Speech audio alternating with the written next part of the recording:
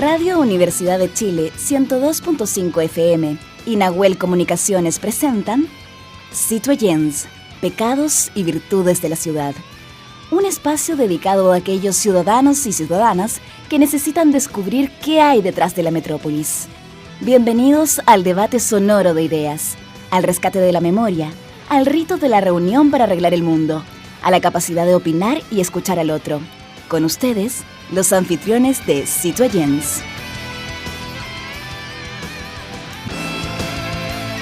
Emprende, que prende, enciende y que te sorprende.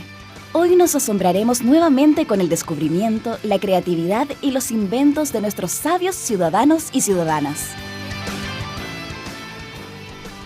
Bueno, en este Emprende que te sorprende hay un emprendimiento del cual vamos a conversar y vamos a delinear de alguna manera, desde una visión un tanto distinto, de esto que ha estado en la agenda noticiosa esta última semana, pegando muy fuerte, y para eso hemos invitado a Jorge Atria. Él es doctor en sociología y sus áreas de investigación están justamente enfocadas a sociología económica y fiscal, y sociología de la cultura también, centrado en un estudio sobre el tema de la desigualdad, la tributación y las élites. Sí. Y vamos a hablar claramente de un tema que hoy día en este país a nivel mundial ya es globalizado, el tema de los Panama Papers. Así es.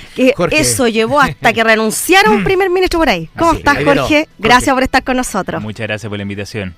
Sí, hemos escuchado, tal como decía Verónica, enfoques básicamente económicos o jurídicos respecto al tema. Sin embargo, tú le das un enfoque un tanto distinto, en el sentido que un fenómeno como este no solo produce una relación inmediata en la economía, sino que aparecen otros elementos aflorando, como por ejemplo el tema de la desigualdad. Así es. Y que en este caso estos paraísos fiscales lo que hacen es una tentación a grupos que se enriquecen mucho más, produciendo obviamente esta desigualdad. Para entre un contexto, para que los auditores sepan, esto está más o menos relacionado a 7,6 billones de dólares que estarían ocultos en estos países con paraísos fiscales.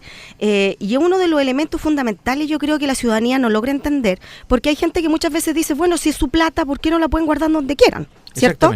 Pero ahí se nos mezclan dos conceptos que la ciudadanía, yo creo que hasta el día de hoy no les queda claro. Lo que es la evasión y lo que es la elusión. Ahí podríamos entrar a conversar como para poder entender por qué esto desde el punto de vista de la ética no corresponde. Bueno, primero, para dar un poco de contexto, efectivamente, estamos hablando de una gran cantidad de plata. Entonces, esto hace que el tema sea relevante y no solo sea parte del anecdotario de fechorías que ocurren todos los días en todo el mundo. Básicamente son 8% de la riqueza financiera mundial que está en paraísos fiscales, y paraísos fiscales a veces nos suena como a islas remotas, claro, islas Caimán, islas Vírgenes, pero también ahí tiene mucho que ver con países como Suiza, Luxemburgo, en fin. Entonces, esto afecta a las distintas regiones del mundo, es mucho dinero, y efectivamente uno puede hacer un análisis que es más que lo económico. La pérdida de dinero también tiene que ver con una cuestión política, ¿cuáles son los acuerdos políticos que están detrás de los impuestos? ¿Qué significa pagar impuestos para los ciudadanos hoy en día?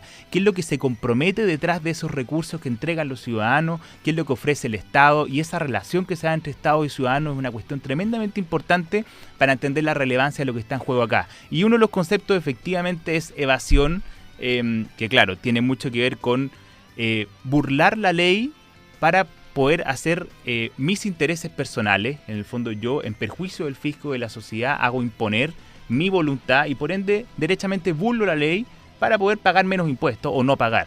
Y elusión, en cambio, es bastante más sutil y es tremendamente importante, porque yo sin pasar a llevar la ley, en el fondo respetando la ley, paso a llevar la voluntad de la ley, el espíritu de ella. Entonces, claro, yo burlo con ello todo lo que la ley pretendía, con el mismo fin que la evasión, pagar menos impuestos al costo del fisco y de la sociedad. Y eso empobrece a los países donde se generó esa riqueza, ¿no? Claro, porque si tenemos gente que está haciendo grandes operaciones globales, gestión de activos, redes de sociedades para pagar menos impuestos, ya sea evadiendo o eludiendo, el costo es el mismo. Se empobrecen los estados de donde se origina ese dinero. Y además esto nos recuerda a los paraísos fiscales de que los países son bastante más ricos de lo que se cree. En el fondo, si hay más dinero del que uno cree y ese dinero no está en ese país, sino que está en otros paraísos fiscales, entonces hay más dinero del que uno cree. Para que la gente lo logre entender, si este país se va este dinero de acá, no se queda en este país con este impuesto, no hay dinero para hacer políticas sociales. Ejemplo, reforma educacional, mejoramiento de la salud, o sea, la señora Juanita que tiene que ir al hospital no va a tener los recursos necesarios porque el Estado no los tiene, porque no se recaudó la cantidad de dinero. Claro, ¿Podríamos explicarlo así? Sí, o sea, esto debiera recordarnos a todos lo importante que es los impuestos para una sociedad. Los impuestos son parte fundamental, mayoritaria de los recursos que tiene un Estado. Y por ende, ahí se juega gran parte de lo que el Estado puede hacer y no hacer en términos de gasto público y gasto social, que es aquello que más nos preocupa a todos los ciudadanos. Salud, educación, vivienda, eso se juega en gran medida por los impuestos. Y en eso tenemos responsabilidad todos. Uno puede imputarle a las personas de altos ingresos que teniendo que pagar proporcionalmente más, porque tiene más ingresos, no lo estén haciendo. Pero en última instancia es una interpelación para cada ciudadano de hasta dónde está comprometido cívicamente con su pago de impuestos, en distintas maneras, desde comprar el pan hasta pagar los impuestos de la empresa, porque eso en última instancia afecta a la sociedad como todo. Sí, porque lo que molesta es que uno sí esté pagando impuestos, porque hasta para comprarse cigarrillos estáis pagando impuestos. Por supuesto. ¿Cierto? Todos los ciudadanos pagamos, querámoslo o no, pues los que no tienen auto igual pagan en alguna medida. Entonces, que estos señores que se siguen enriqueciendo a sí mismos y no estén ayudando y no estén aportando al país, es lo que muchas veces la gente no logra entender. Mira, dentro de los datos, Jorge, que tú señalas, ¿no es cierto? Hay alrededor de 214.000 compañías, ¿no es cierto?, de 200 países, y fija la GFI, que es la Integridad Financiera Global, ubica a Chile en el lugar número 20 entre las economías en desarrollo con mayor flujo promedio ilícito de recursos en la última década. Sí. Esto para recordar que más allá de los Panama Papers, que es una gran filtración de datos que cubre 40 años y un gran volumen de información de una sola oficina de abogados grande, existen muchos otros antecedentes previos que dan cuenta, bueno, de que esto pasa, de que pasa en distintos países, y Chile no está exento de eso. En el fondo, esto no es una gran alarma global de que Chile está en una pésima situación mundial. Más allá de eso es ubicar a mucha gente que cree que Chile no tiene nada que ver con esto, que sí, que hay problemas. Bermuda aparece según la OECD, que a nosotros nos gusta mencionar en todo tipo de cosas. Bermuda aparece según la OECD en 2013 como el tercer gran inversionista en Chile. Entonces, o los ciudadanos de Bermuda de repente tuvieron un interés particular en invertir en Chile, o son dineros que han salido de Chile y que vuelven por la vía de préstamo entre sociedades, y aparece con relevancia. Jorge, hace menos de un año, más o menos, rectifícame Jaime, se creó la reforma tributaria, ¿cierto? Y se supone que a través de esta reforma tributaria se iba a lograr fiscalizar y recaudar más dinero y lograr controlar justamente este tipo de situaciones. ¿Eso ha sido así? ¿Ha servido realmente la reforma tributaria? ¿O solamente ha quedado la discusión y en críticas de algunos personeros políticos en que no ha servido de mucho? Bueno, uno de los grandes desafíos que existen en todas las sociedades contemporáneas es cómo las instituciones son capaces de enfrentar, desafiar esta libertad que tiene el contribuyente a través de la elusión de intentar pagar la menor cantidad de impuestos posible con ayuda de intermediarios para diseñar sociedades y maneras de al final pagar lo menos posible o nada. Y una manera que se ha intentado son regulaciones de la elusión también, no solo la evasión. La evasión está tipificada por la ley, es un delito, estamos todos claros en eso, pero la elusión requiere una táctica mucho más ingeniosa, y para eso se están creando normativas en varios países desarrollados para poder intentar delatar cuando existen estos intentos de disfrazar el pago de impuestos. Chile en la última reforma tributaria incluye una norma antielusión, y lo que está buscando, eso está en proceso de implementación y lo vamos a empezar a ver sus resultados en los próximos años, intentar desafiar esa creatividad de los contribuyentes y empezar a poner límites, y para eso simplemente no se trata de criminalizar al contribuyente, sino que simplemente tipificar.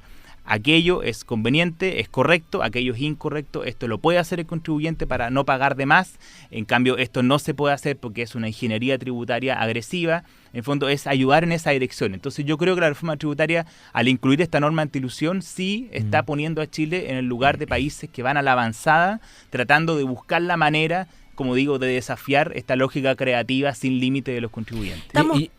Perdona, y a partir de la institucionalidad que tú señalas, ¿qué garantías tenemos los chilenos, por ejemplo, de que esta relación con no le puedo llamar institución, estas formas, ¿no es cierto?, que tienen que ver con la criminalidad, que tienen que ver con el narcotráfico y que también tienen estos paraísos fiscales. O sea, ahí también es una falla de la institucionalidad en ese sentido. O sea, aquí, ¿qué es lo que nos pone al frente, sobre la mesa, los paraísos fiscales? Uno puede imaginarse ciudadanos entre sí que se agrupan para hacer fechoría o para pagar menos dinero. Uno puede imaginarse intermediarios, banco, lobista, oficinas de abogados, etcétera, que ayudan a los contribuyentes a pagar menos impuestos o a hacer operaciones ilegales. Pero en este caso estamos hablando de sociedades, países completos que prestan su institucionalidad para ponerla al servicio de que ciudadanos e intermediarios ejecuten operaciones de alta complejidad que tienen distintos, eventualmente, orígenes. Pueden ser evasión de impuestos, puede ser corrupción, también pueden ser actividades legales, ojo con eso. Sí, es lo primero que dice el Consorcio de Investigación Periodista en este caso. O sea, hay muchas actividades que son legales, pero al haber opacidad, no haber intercambio de información, no haber impuestos, que son lo que define a los paraísos fiscales, deja espacio para todo tipo de posibilidades. Entonces, claro, un paraíso fiscal nos recuerda que en esta época global, en esta sociedad contemporánea, no solo existen ciudadanos y intermediarios que pueden eventualmente perjudicar a la sociedad, sino que incluso países completos. Eso me recuerda a un dicho de Felipe Berríos que decía que era legal, pero no era ético.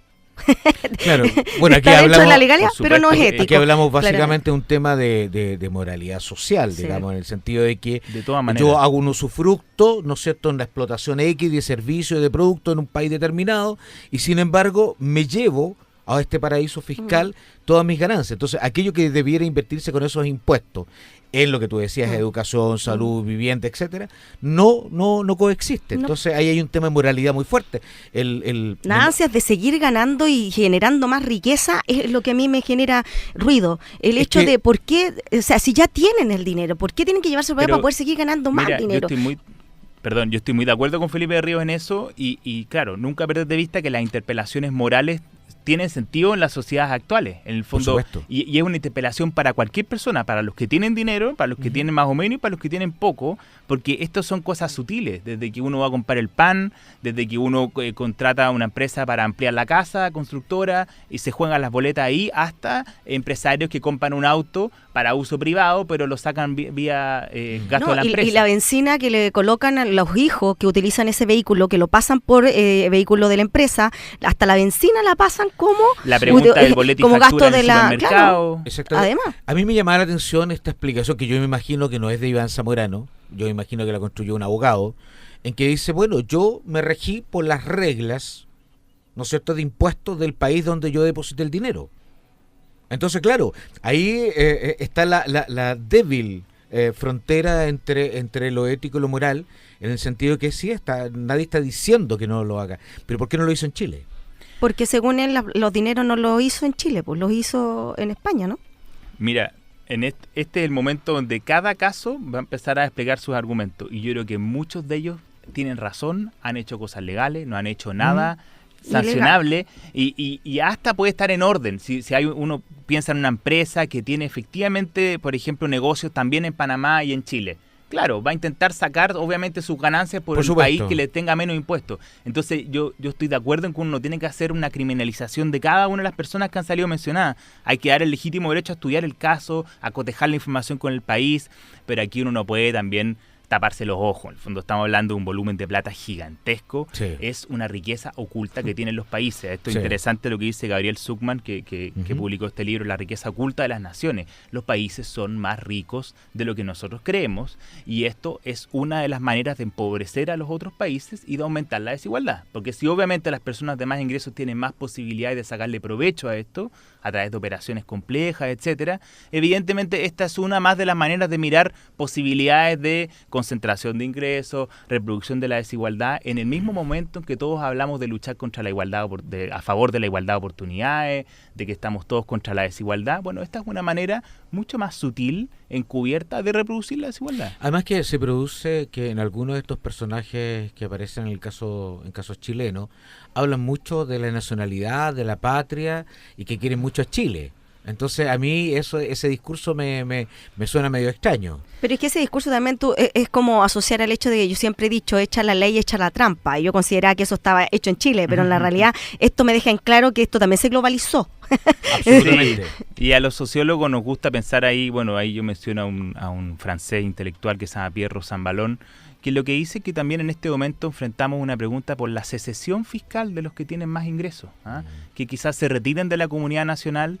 No todos, pero personas de poder, personas de recursos, que de repente ya no quieren participar de la comunidad en la que viven y tienen una suerte de independencia privilegiada global que da espacio para poder hacer todo tipo de transacciones con todo tipo de empresas de abogados en todo tipo de países sin ningún tipo de consideración del país donde ese dinero se originó. Entonces también es una pregunta social, de las personas que están mejor ubicadas en la sociedad, hasta dónde quieren seguir contribuyendo y participando de las redes de solidaridad nacional. O sea, se compraron el tema de McLuhan de la aldea global, digamos, somos ciudadanos del mundo. Claro, uno no puede ignorar que la globalización tiene dinámica, pero bueno, es una interpelación política, moral, económica, en fin.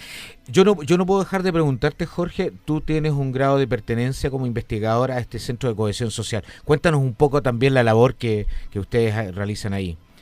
Bueno, yo participo como investigador adjunto del Centro de Estudios de Conflicto y Cohesión Social. Esta es una iniciativa grande financiada por el Estado. Es un proyecto FONDAP que agrupa 4 universidades: la Universidad Católica, yo estoy más vinculado a la Universidad Católica, la Universidad de Chile, la Universidad Diego Portales y la Universidad Adolfo Ibáñez.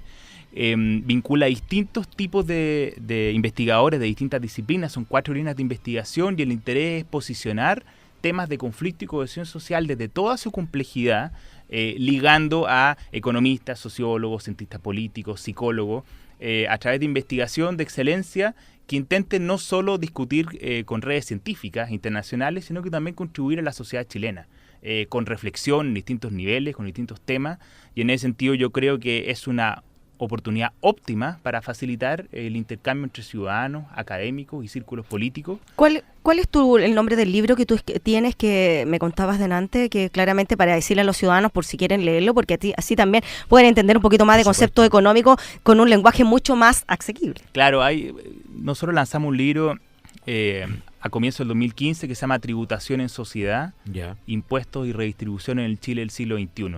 Está a la venta en todas las librerías y participan académicos de distintas universidades. El objetivo es básicamente acercar el tema de los impuestos a los ciudadanos, ciudadanía interesada y organizaciones de la sociedad civil, en el entendido de que es un tema fundamental para cualquier país y que es parte relevante de las discusiones valóricas, de desigualdad, de democracia que existen en los países. Entonces, tiene un conjunto de capítulos, hace preguntas y respuestas para entender más de impuestos y, en resumen, intentar contribuir a la discusión pública sobre los impuestos. Y esto es un centro que agrupa, me imagino, a profesionales de distintas disciplinas. Sí. Claro, de investigación. Hay investigadores de todas las disciplinas y con distintos intereses, interacciones sociales, dimensión socioeconómica, dimensión política del conflicto, dimensión espacial del conflicto. Se hace una conferencia al año, muchos talleres. Yo los invito a que vean la página web del COES, porque es una oportunidad verdaderamente interesante de potenciar el intercambio académico, político, sociedad civil, en fin, están todos invitados. Jorge, bueno, además nosotros quisimos también invitarte justamente porque nuestro programa está justamente en esa línea, en la línea ciudadana, y fue creado bajo ese principio, que los ciudadanos necesitamos tener más información, es un poder ciudadano necesario para crear una masa crítica y nosotros poder avanzar en estos temas de desigualdad que tienen que ver justamente con la educación. Y bueno, nosotros hacemos distintos tipos de regalos, vamos a regalarte este libro que es gentileza de editorial de Radio Universidad de Chile. A ver. Se llama Crónicas de Viaje, de Arturo Mate Alessandri. Así que ahí también tiene ahí, para que lo pueda disfrutar. También maneras. Tenemos vinito, ¿cierto? Sí, de Wine Disc. Música y vino, son autores, Jorge, chilenos. Ajá. Entonces tú lo que tienes que hacer es copiar ese código QR y vas a escuchar el material discográfico de ese autor. Y te invitamos a conocer la cava también. Te invitamos a conocer la cava para que veas. 65 en Providencia. Muchísimas gracias. Wine Disc. Y tiendita de Tristán y también. Tiendita de Tristán. Tendemos en un tazón ahí para que lo puedas lleno ver. De regalo, Sí, ve qué animal te tocó ahí en el tazón. Es de fauna cuyín, ya animales típicos chilenos. La huiña. Perfecto. Ya, pueden pedir su tazón nuestros amigos en tiendita de Tristán @gmail.com. Sí, y además cuando te tomes el cafecito ahí en la facultad, te vas a acordar ahí de todas, Citoyen, ¿eh? de todas maneras. Espero que Jorge no sea la última vez que nos acompañe. ¿Eh? No, Yo para siempre nada. disponible. Ya, pues muchas gracias por estar con nosotros. Bueno, que pasen un buen fin de semana, Carlita, Iván, don Francisco, Verónica. Igual, y nos vemos que el próximo descansen. viernes Nos vemos, a las que 20 estén bien. horas. Bueno, fue un agrado, la verdad disfruté mucho la conversación, me parecieron muy interesantes las preguntas y creo que fue una posibilidad de poder intercambiar argumentos que ojalá hayan sido también interesantes para los ciudadanos. Gracias.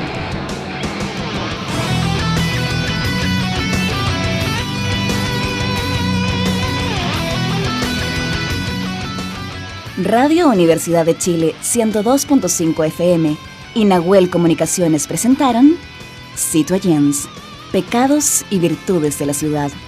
Un espacio dedicado a los ciudadanos y ciudadanas que necesitan descubrir y explorar qué hay detrás de la metrópolis.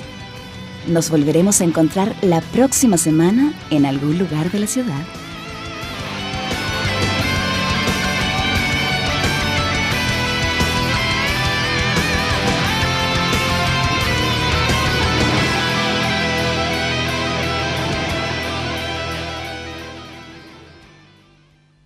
Las opiniones vertidas en este programa son de exclusiva responsabilidad de quienes las emiten y no representan necesariamente el pensamiento de Radio Universidad de Chile.